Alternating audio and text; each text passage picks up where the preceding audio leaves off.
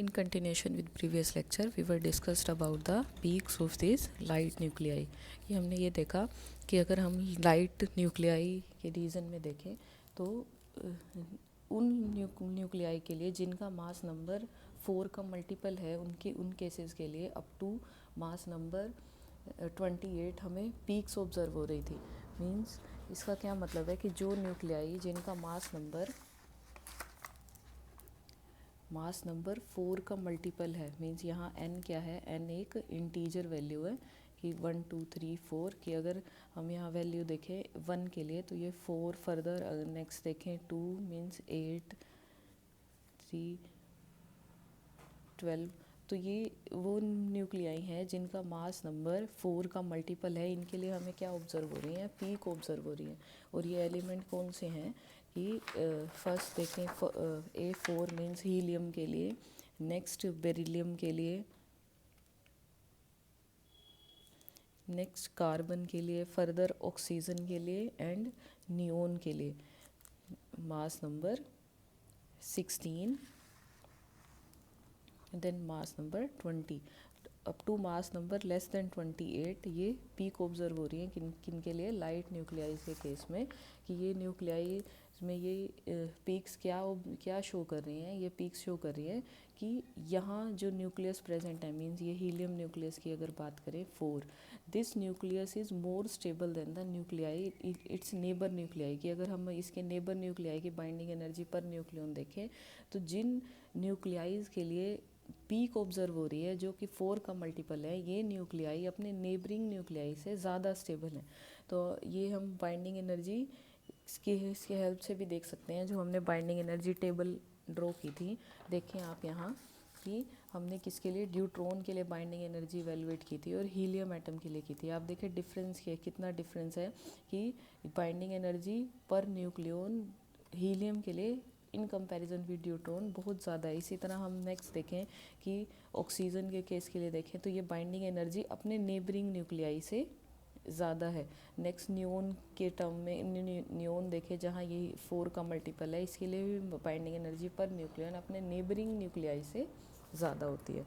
तो ऐसा क्यों होता है कि जहाँ इवन न्यूक्लियाई हों जिनके मास नंबर इवन है, 4 के मल्टीपल है, उन केसेस में बाइंडिंग एनर्जी पर न्यूक्लियन उसके नेबरिंग न्यूक्लियाई से ज़्यादा है. क्यों? क्योंकि जहाँ इवन मास नंबर के न्यूक्लियाई हैं वहाँ प्रोटॉन, नंबर ऑफ प्रोटॉन और नंबर ऑफ न्यूट्रॉन्स क्या है, इवन है, इक्वल नंबर ऑफ प्रोटॉन्स और न्यूट्रॉन्स हैं.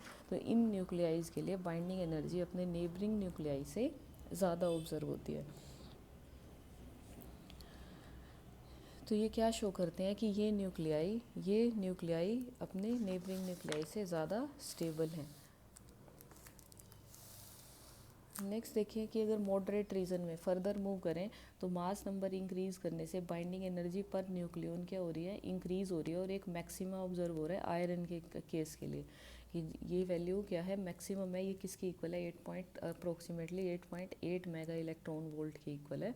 और इसके बाद जैसे जैसे मास नंबर इंक्रीज़ हो रहा है, अगर हम इस रीजन की बात करें मॉडरेट रीजन में, तो इस मॉडरेट रीजन में किसी भी न्यूक्लियाई की अपने नेबरिंग न्यूक्लियाई के साथ में जो बाइंडिंग एनर्जी पर न्यूक्लियन है उसमें बहुत ज़्यादा डिफरेंस नहीं है, कि अप्रोक्सीमेटली सेम है इस रीजन में, किसमें, मॉडरेट न्यूक्लियाई में. बट जैसे जैसे मास नंबर इंक्रीज़ होना स्टार्ट होता है बाइंडिंग एनर्जी पर न्यूक्लियन डिक्रीज़ होती है.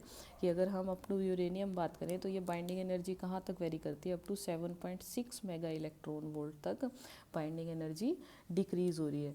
तो यहाँ मॉडरेट न्यूक्लियाइज के केस में हम क्या देख रहे हैं कि बाइंडिंग एनर्जी पर न्यूक्लियन अपने नेबरिंग न्यूक्लियाई से बहुत ज़्यादा चेंज नहीं हो रही.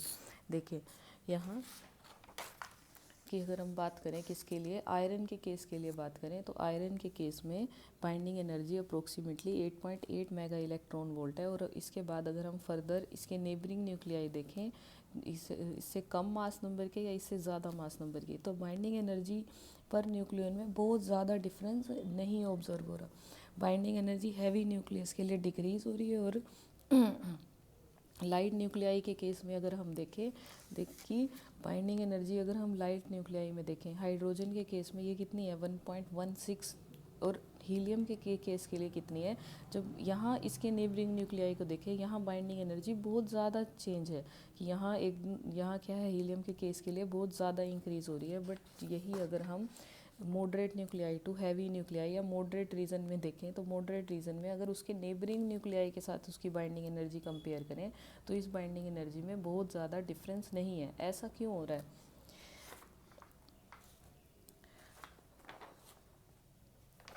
यहाँ से देखिए कि सपोज अगर हम ग्रेविटेशनल फील्ड की बात करें, ग्रेविटेशनल फील्ड मीन्स अगर कोई बॉल है किसी पर्टिकुलर हाइट पे जिसकी पोटेंशियल एनर्जी किसके इक्वल है, mgh के, तो अगर ये बॉल और को यहाँ से फोर्स लगा के पुश किया जाए तो यहाँ ये क्या आएगा कि ये बॉल नीचे की तरफ आएगी, और नीचे आएगी तो ये क्या करेगी, अपनी पोटेंशियल एनर्जी लूज़ करेगी। और अगर हम इसे यहीं रोक दें तो ये क्या करेगी, अपनी काइनेटिक एनर्जी भी लूज़ करेगी। तो ये पोटेंशियल एनर्जी लूज़ करेगी, ये क्या है, एनर्जी की फॉर्म में रिलीज़ हो जाएगा। अब ये प्रोसेस क्यों हो रहा है? Because of presence of gravitational field. Gravitational field present है जिसके कारण ये बॉल एक पर्टिकुलर हाइट से नीचे आ रही है और एनर्जी रिलीज़ कर रही है। इसी तरह अगर हम इलेक्ट्रोस्टैटिक फोर्सेस की बात करें, इलेक्ट्रोस्टैटिक फोर्सेस के केस में क्या है कि सपोज ये पॉजिटिव चार्ज है, पॉजिटिव चार्ज है तो फील्ड लाइंस क्या होंगे, बाहर की तरफ होंगी इसकी फील्ड लाइंस, और ये इसका इन्फ्लुएंस एरिया मीन्स अगर इस इन्फ्लुएंस एरिया में हम कोई नेगेटिव चार्ज लेकर आएँ तो ये नेगेटिव चार्ज क्या करेगा, पॉजिटिव नेगेटिव को अट्रैक्ट करेगा। तो जैसे जैसे ये नेगेटिव चार्ज इस रीजन में एंटर करेगा और इसकी तरफ अप्रोच करेगा, ये क्या करेगा, एनर्जी रिलीज़ करेगा। मीन्स जैसे कि सपोज ये इस टाइम यहाँ प्रेजेंट है और इसे यहाँ से यहाँ लेकर जाया जाए नेगेटिव चार्ज को, तो ये अपनी फर्दर पोटेंशियल एनर्जी को रिलीज़ करेगा। तो इसका मतलब क्या है कि जैसे जैसे ये पॉजिटिव चार्ज की तरफ मूव कर रहा है, ये अपनी एनर्जी को रिलीज़ कर रहा है। और एक पर्टिकुलर अगर हम इतने डिस्टेंस पर लेकर आएँ तो ये क्या होगी, इस पॉइंट से इस पॉइंट पर एनर्जी इसकी कम होगी इसके रिस्पेक्ट में, कि इनके बीच में क्या है, अट्रैक्टिव फोर्सेस है। अब ये ऐसा क्यों हो रहा है, because of presence of electrostatic forces. अब इसी के कंपैरिजन में अगर हम न्यूक्लियर फोर्सेस की बात करें तो न्यूक्लियर फोर्सेस में क्या है, पॉजिटिव चार्जेस आपस में एक स्मॉल असेंबली में बाइंड है, क्योंकि इनके बीच में क्या है, अट्रैक्टिव न्यूक्लियर फोर्सेस प्रेजेंट है। तो जो हम इन फील्ड की बात करें, ग्रेविटेशनल फील्ड की या इलेक्ट्रोस्टैटिक फील्ड की, तो ये फील्ड जो है ये लॉन्ग रेंज ऑर्डर के होते हैं, मीन्स इनका इफेक्ट बहुत दूर तक होता है। लेकिन अगर हम यही न्यूक्लियर फोर्सेस की टर्म में बात करें, न्यूक्लियर फोर्सेस के केसेस में बात करें, तो न्यूक्लियर फोर्सेस में ये जो प्रोटॉन न्यूट्रॉन के बीच में अट्रैक्टिव फोर्स है, ये अट्रैक्टिव फोर्स शॉर्ट रेंज का होता है। तो आप देखें कि हम क्या देख रहे थे कि बाइंडिंग एनर्जी हैवी न्यूक्लियाइज के केस में अगर हम नेबरिंग न्यूक्लियाई देख रहे हैं तो नेबरिंग न्यूक्लियाई में बाइंडिंग एनर्जी में बहुत ज़्यादा चेंज नहीं है।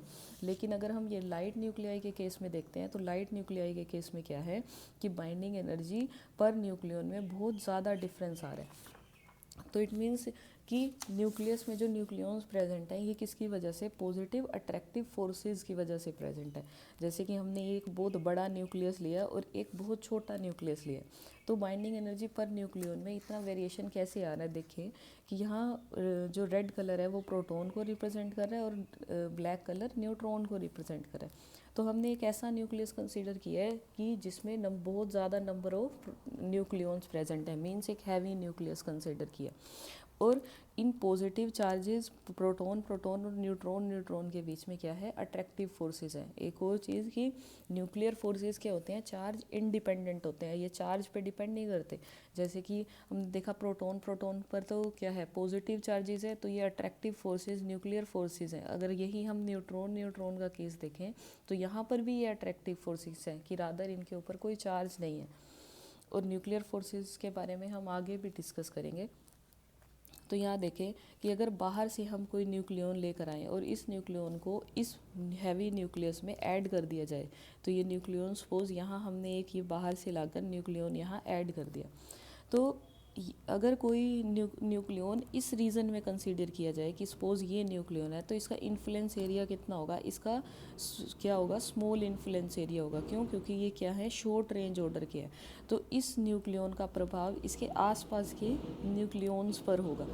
इसी तरह तो हम जिस न्यूक्लियस को हमने ऐड किया है, इस न्यूक्लियस का इन्फ्लुएंस एरिया भी इसी तरह शॉर्ट रेंज ऑर्डर का होगा, तो इसका भी एक स्मॉल इन्फ्लुएंस एरिया होगा। अब आप देखें कि ये न्यूक्लियन सिर्फ इन रीजन के न्यूक्लियाइज पे अफेक्ट कर रहा है। तो अगर हम बाइंडिंग एनर्जी पर न्यूक्लियन को देखें कि जब हैवी न्यूक्लियस में कोई फर्दर बाहर से लाकर न्यूक्लियस ऐड किया जाता है, जब ये न्यूक्लियस ऐड होगा तो ये न्यूक्लियन ऐड होगा, तो ये न्यूक्लियन ऐड होने से ये न्यूक्लियस चेंज हो जाएगा। तो ये न्यूक्लियस चेंज होगा तो बाइंडिंग एनर्जी पर न्यूक्लियन भी चेंज होनी चाहिए थी। लेकिन हैवी न्यूक्लियस के केस में क्या होता है कि जब हम एक न्यूक्लियन सपोज इसमें ऐड करें, तो इस न्यूक्लियन का जो इन्फ्लुएंस है वो बहुत ही कम न्यूक्लियंस पे होता है, जिसके कारण बाइंडिंग एनर्जी पर न्यूक्लियन में बहुत ज़्यादा चेंज नहीं आता। कि आप देखें कि ये इससे दूर जो सपोज हमने कोई ये न्यूक्लियन कंसीडर किया है, तो इस न्यूक्लियन का भी एक इन्फ्लुएंस एरिया होगा। ये इन्फ्लुएंस एरिया इस इन्फ्लुएंस एरिया को अफेक्ट नहीं कर रहा। इट मीन्स कि क्या है कि जब हम इसमें एक न्यूक्लियन फर्दर ऐड करेंगे तो बाइंडिंग एनर्जी पर न्यूक्लियन में बहुत ज़्यादा डिफरेंस नहीं आएगा। लेकिन इसी के रिस्पेक्ट में अगर हम स्मॉल न्यूक्लियाई की टर्म बात करें, तो ये अगर एक न्यूक्लियन कंसीडर करें तो इसका खुद का एक इन्फ्लुएंस एरिया होगा। और इस इन्फ्लुएंस इस इन न्यूक्लियन की असेंबली में अगर बाहर से लाके एक और न्यूक्लियन ऐड किया जाए, तो ये न्यूक्लियन क्या आएगा, इन फर्दर जो पहले से प्रेजेंट है इन न्यूक्लियंस के इन्फ्लुएंस एरिया के इनसाइड आएगा। तो इट मीन्स कि क्या होगा कि जब ये न्यूक्लियन इसमें ऐड किया जाएगा तो बाइंडिंग एनर्जी पर न्यूक्लियन में बहुत ज़्यादा चेंज आता है। जबकि जब हम हैवी न्यूक्लियाइज के टर्म की बात करते हैं, तो हैवी न्यूक्लियाई के केस में बाइंडिंग एनर्जी पर न्यूक्लियन जब हम उसके नेबरिंग न्यूक्लियस की तरफ मूव करते हैं, तो बाइंडिंग एनर्जी पर न्यूक्लियन में बहुत ज़्यादा चेंज नहीं आता। ये क्या शो करता है कि जो न्यूक्लियर फोर्सेस हैं वो शॉर्ट रेंज फोर्सेस हैं और इनके पास सेचुरेशन प्रॉपर्टी है। सेचुरेशन प्रॉपर्टी का मतलब कि अगर हम बड़े न्यूक्लियस में बात करें, तो इन न्यूक्लियस के अगर इन न्यूक्लियस में जो ये न्यूक्लियंस प्रेजेंट है, किसी एक न्यूक्लियन को अगर कंसीडर करें तो उसका इन्फ्लुएंस एरिया बहुत स्मॉल रेंज तक होता है। मतलब अगर हम एक न्यूक्लियन के प्रभाव की बात करें तो ये क्या है कि इसका इन्फ्लुएंस एरिया बहुत कम रीजन तक होता है और ये शॉर्ट रेंज फोर्सेस होते हैं और ये अपने नेबरिंग न्यूक्लियंस के साथ ही इंटरेक्ट करते हैं। और जो न्यूक्लियंस इनसे बहुत दूर है उनका इनके ऊपर कोई इन्फ्लुएंस नहीं होता। तो जब फर्दर कोई न्यूक्लियन इस बड़े न्यूक्लियस में ऐड किया जाता है तो बाइंडिंग एनर्जी पर न्यूक्लियन में बहुत ज़्यादा चेंज नहीं आता। इसी के साथ नेक्स्ट देखें कि इसके बाद अगर हम फर्दर आगे मूव होते हैं हाई मास नंबर की तरफ, तो जैसे जैसे मास नंबर इंक्रीज़ हो रहा है बाइंडिंग एनर्जी डिक्रीज़ होनी स्टार्ट हो जाती है। क्यों डिक्रीज़ होती है? क्योंकि जब आप हैवी न्यूक्लियस की बात करते हैं, तो जैसे जैसे नंबर ऑफ़ न्यूक्लियंस इस न्यूक्लियस में इंक्रीज़ होने स्टार्ट होते हैं, आपने देखा कि एक पर्टिकुलर मास नंबर रेंज तक ये जो न्यूक्लियंस हैं, इन प्रोटॉन्स न्यूक्लियंस हैं, न्यूक्लियंस मीन्स प्रोटॉन्स की अगर बात करें जिन पर पॉजिटिव चार्ज है, इनके बीच में क्या है, न्यूक्लियर अट्रैक्टिव फोर्सेस है। लेकिन एक लिमिट के बाद जब नंबर ऑफ प्रोटॉन्स इस स्मॉल रीजन में इंक्रीज़ होने स्टार्ट होते हैं, तो इस पॉजिटिव चार्जेस के बीच में कूलम इंटरेक्शन डोमिनेट करना स्टार्ट कर देती है। मींस अब न्यूक्लियर फोर्सेस डोमिनेट करने के बजाय कूलम्बिक इंटरेक्शन डोमिनेट करती हैं। इट मीन्स क्या है कि ये पॉजिटिव चार्ज एक दूसरे को रिपेल करना स्टार्ट कर देते हैं, जिसके कारण हैवी न्यूक्लियस क्या हो जाता है, अनस्टेबल हो जाता है और उसकी बाइंडिंग एनर्जी पर न्यूक्लियन डिक्रीज़ होनी स्टार्ट हो जाती है। बाइंडिंग एनर्जी पर न्यूक्लियन कम होने का क्या मतलब है? बाइंडिंग एनर्जी हमने कहाँ से निकाली थी? मास डिफेक्ट से निकाली थी। मीन्स जब हम किसी कॉन्स्टिट्यूएंट पार्टिकल्स की असेंबली देखें, तो ये असेंबली में जो बाइंडिंग एनर्जी है, जितनी ज़्यादा ये मास को रिलीज़ करेगा, मीन्स जितना डिसअपीयरिंग मास होगा उतनी ही एनर्जी रिलीज़ करेगा, या हम ये बोले कि उतनी ही एनर्जी हमें प्रोवाइड करनी पड़ेगी इस न्यूक्लियस को तोड़ने के लिए। तो जितना ज़्यादा डिसअपीयरिंग मास होगा उतनी ही बाइंडिंग एनर्जी पर न्यूक्लियन उस पर्टिकुलर न्यूक्लियस के लिए ज़्यादा होगी। लेकिन जब हम हैवी न्यूक्लियस की बात करें, जहाँ अब कूलम इंटरेक्शन भी डोमिनेट कर रही हैं, मींस अब प्रोटॉन प्रोटॉन के बीच में क्या है, रिपल्सिव फोर्सेस आ गए हैं, तो यहाँ पर बाइंडिंग एनर्जी पर न्यूक्लियन डिक्रीज हो जाती है। इसका मतलब कि यहाँ मास डिफेक्ट कंपैरेटिवली अगर हम मॉडरेट न्यूक्लियाइज की बात करें तो उनके कंपैरिजन में मास डिफेक्ट डिसअपेयरिंग मास यहाँ कम है, जिसके कारण बाइंडिंग एनर्जी पर न्यूक्लियन हैवी न्यूक्लियाइज के केस में क्या होती है, डिक्रीज हो जाती है। तो बाइंडिंग एनर्जी कर्व से हमने क्या ऑब्जर्व किया कि अगर हम लाइट न्यूक्लियाई रीजन कंसीडर करें तो लाइट न्यूक्लियाई में बाइंडिंग एनर्जी पर न्यूक्लियन कम होती है, और जैसे जैसे मास नंबर इंक्रीज होता है बाइंडिंग एनर्जी इंक्रीज होनी स्टार्ट हो जाती है, और आफ्टर 30 कि हम ये देखें तो बाइंडिंग एनर्जी इंक्रीज हो रही है और हमें एक मैक्सिमम वैल्यू मिल रही है किसके लिए, आयरन के केस के लिए। और उसके बाद बाइंडिंग एनर्जी क्या है, अगर हम नेबरिंग न्यूक्लियाइज को देखें तो नेबरिंग न्यूक्लियाइज में बाइंडिंग एनर्जी में बहुत ज़्यादा चेंज नहीं है। इसके बाद अगर फर्दर 120 के बाद मास नंबर इंक्रीज करते जाएं तो बाइंडिंग एनर्जी पर न्यूक्लियन क्या हो रही है, डिक्रीज हो रही है। इट मीन्स अगर हम लाइट रीजन की बात करें तो यहाँ पर भी बाइंडिंग एनर्जी बहुत कम है, और अगर हैवी न्यूक्लियस की बात करें तो यहाँ पर भी बाइंडिंग एनर्जी कम है। तो ये न्यूक्लियाई क्या है कि जिनके लिए बाइंडिंग एनर्जी कम है, इट मीन्स ये न्यूक्लियस अनस्टेबल है। और अगर हम इस रीजन में बात करें तो यहाँ पर भी न्यूक्लियस अनस्टेबल है। तो आप ये देखें कि नेचर में जनरली आप अगर हम इस कर्व की बात ना भी करें, हम किसी भी नेचुरल प्रोसेस की बात करें तो हर चीज़ किस तरफ मूव करती है, अनस्टेबल टू स्टेबल की तरफ मूव करती है, या हम ये देखें कि ये स्टेबल टू अनस्टेबल की तरफ मूव करती है। अगर आप नेचुरल प्रोसेसेस देखते हैं तो नेचुरल प्रोसेसेस में क्या है कि हर एक चीज़ क्या करती है कि अनस्टेबिलिटी टू स्टेबिलिटी गेन करने की कोशिश करती है।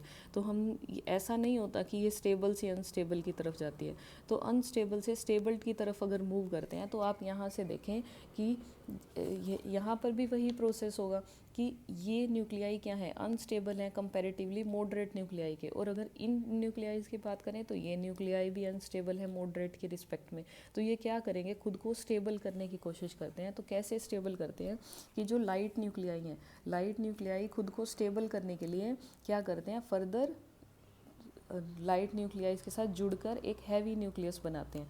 और इसी तरह अगर हम हैवी न्यूक्लियस की बात करें तो ये खुद को स्टेबल करने के लिए क्या करते हैं, स्प्लिटिंग करते हैं, मीन्स छोटे न्यूक्लियाई में टूट जाते हैं। और किस तरह से कि जैसे हम यूरेनियम की बात करें तो यूरेनियम क्या करता है, स्प्लिट कर होके ऐसे न्यूक्लियस में फॉर्म होता है जो मॉडरेट रीजन में लाई करें कि ये क्या है,